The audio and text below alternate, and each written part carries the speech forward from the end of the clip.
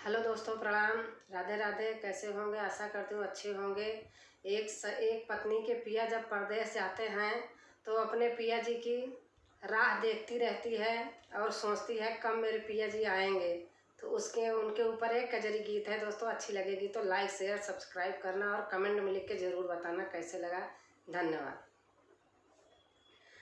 रेलिया बोलई जिया मोरा डोलई पिया मोरा आवत होई हैना। रेलिया बोलई जिया मोरा डोलई पिया मोरा आवत होई हैना। पिया मोरा आवत होई हैना। पिया मोरा आवत होई हैना। रेलिया बोलई जिया मोरा डोलई पिया मोरा आवत होई हैना। जब जब याद पिया की आवई धड़के दिया नवाना। जब जब याद पिया की आवई धड़के दिया नवाना। सांवलिया धड़के दिया नवाना।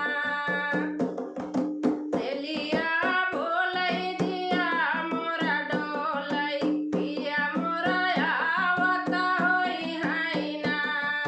रेलिया बोलई जिया मोरा डोलई पिया मोरा आवत होई हैना। बैठ बड़ेरी कागा बोलई उठाई सगुनवाना। बैठ बड़ेरी कागा बोलई उठाई सगुनवाना। धड़ धड़ धड़केला हमारा जियारा पिया मोरा आवत होई हैना। धड़ धड़ धड़केला हमारा जियारा पिया मोरा आवत होई हैना। पिया मोरा आवत होई हैना।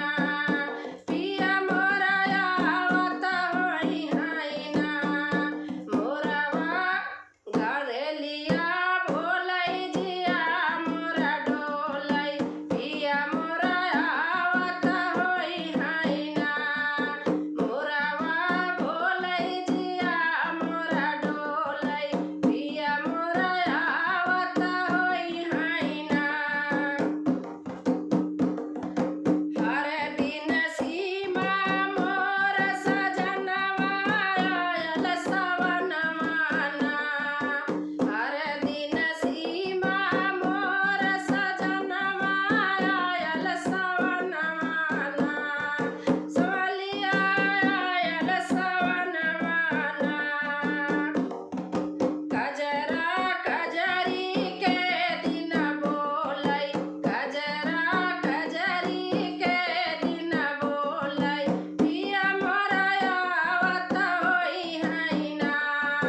कजरा कजरी के दिन बोलई पिया मोरा आवत होई हैना। रेलिया बोलई जिया मोरा डोलई पिया मोरा आवत होई हैना। पिया मोरा आवत होई हैना। पिया मोरा आवत होई हैना। मोरवा बोलई जिया मोरा डोलई पिया मोरा आवत होई हैना। दोस्तों, अच्छा लगा होगा तो लाइक शेयर सब्सक्राइब करना, कमेंट में लिख के जरूर बताना कैसे लगा।